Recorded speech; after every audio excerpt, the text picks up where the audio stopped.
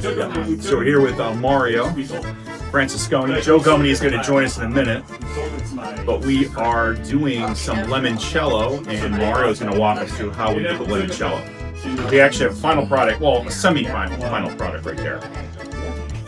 Buonasera a tutti, benvenuto alla casa di Francescone con i miei amici Joe Vitale, Joe Gumany, Jim Voiklis, grazie Giuseppe, e benvenuti alla casa di Francescone. Questa sera facciamo il limoncello.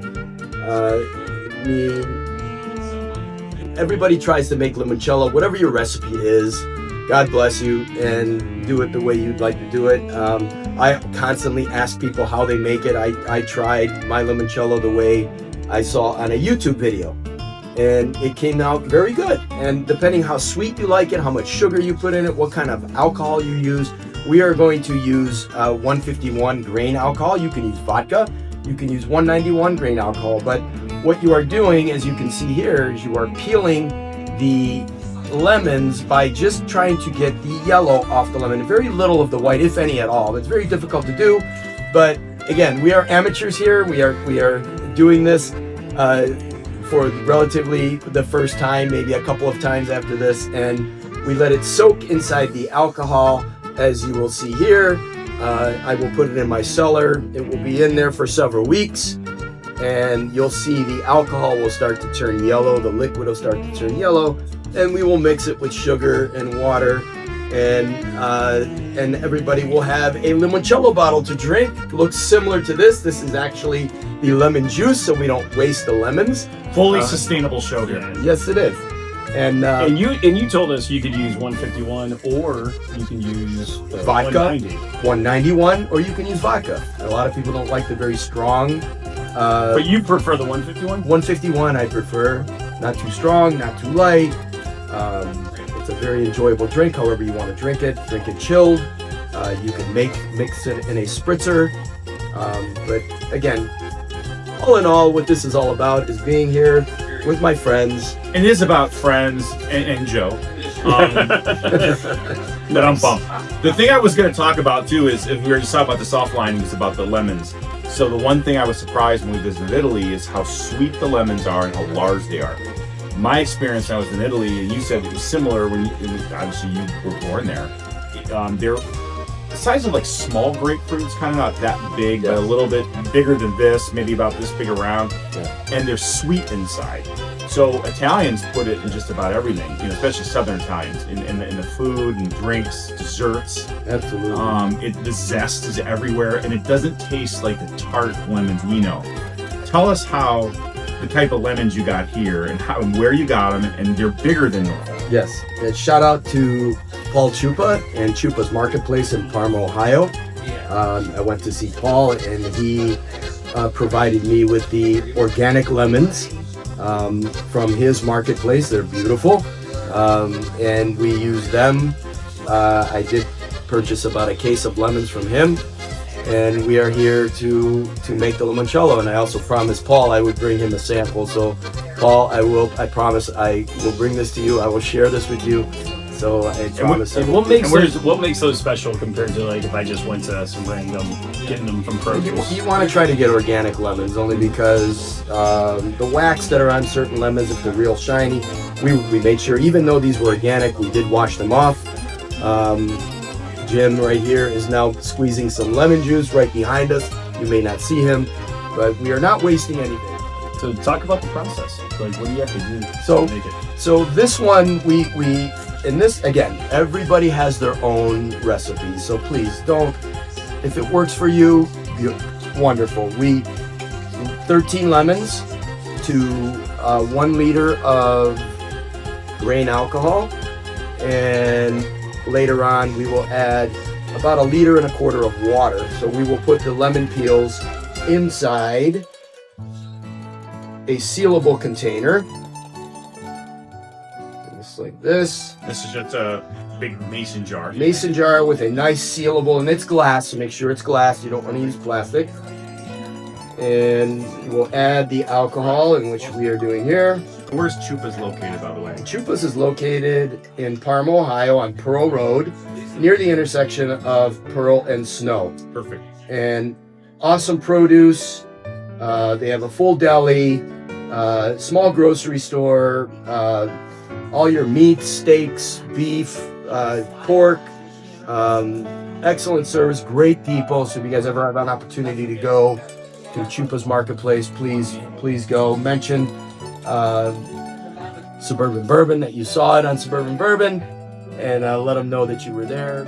Obviously. So if someone is not really cool like an Italian, let's say they're something else, There are like 6 different nationalities. Can they still have limoncello? That's a key question. Yes, they Okay, so Yes, that's Thank you. Joe, you're allowed to have it. absolutely. I appreciate Mark. I know at some Italian restaurants in the U.S., you'll get, sometimes they'll give you some of this. Literally everywhere we went in Italy, after we ate, North or South Italy, doesn't really matter, but they always bring you a complimentary limoncello. Always. It's really cool, and it's a great aperitif, a great palate cleanser, right? Yep. And it's so get ready. And it just makes you happy. I mean, That's right. Bottom line, every time you stop by the house with your limoncello, it's like the best that's thing. Mario's gift to us. It's every we got pear cello this time too. Yes, we Yeah, tried which pear. was I tried some pearcello, arancello, and I want to experiment with some other things when the fruits are in season, with strawberries and other berries also in this summer. So When we were in Sorrento, we brought back, or we had shipped back, limoncello, also meloncello, which you're like, it was delicious. Yeah. And here's another one, pistachio. yes, I've heard of that one too. Yeah, Never tried it. it was like Joe. Imagine a lighter version of Joe, literally of Joe's sweater there. It was so good. Like we like those almost better than the lemon, and to be honest, because they just had a unique taste. But Joe, we'll have to buy them and send them back. It's so good. The pearcello, I always love limoncello the best, but the pearcello had huge ratings. And the reason why I did the pearcello, shout out to my dad. He planted fruit trees in his backyard ever since I was a kid. We've had pears, cherries, apples, and peaches. And there's still one pear tree left in his backyard. My dad passed away 7 years ago, but there's one pear tree that bears pears every year.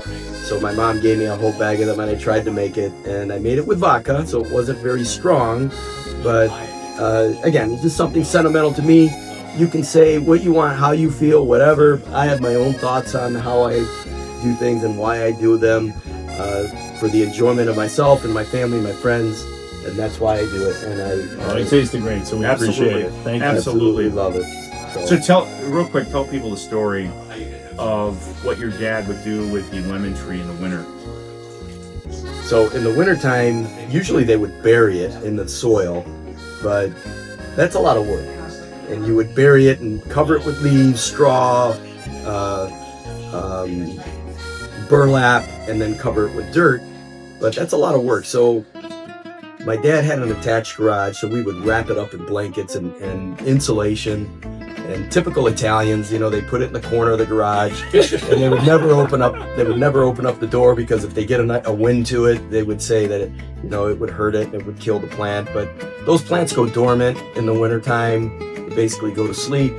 And in the springtime, when the weather starts to get nice, they would roll them out slowly in front of the garage, get some sun, and if it would be a frost night, they would just roll them back in under cover, and then when the frost is gone, they'd leave them outside, and they would start to bear their leaves and everything else, and hopefully bear fruit. Well, grazie. We appreciate you. We appreciate Great. doing this. Yeah, grazie. And we'll have Thank you so My much. pleasure. And we'll have a part 2 when what's the next step after this process? When's bottling? So in about 3 weeks, 3 or 4 weeks, then we will. This will be stored in my cellar. It's a dark, cool place, and we'll mix this with water and sugar, and we will have our limoncello after that, ready to drink.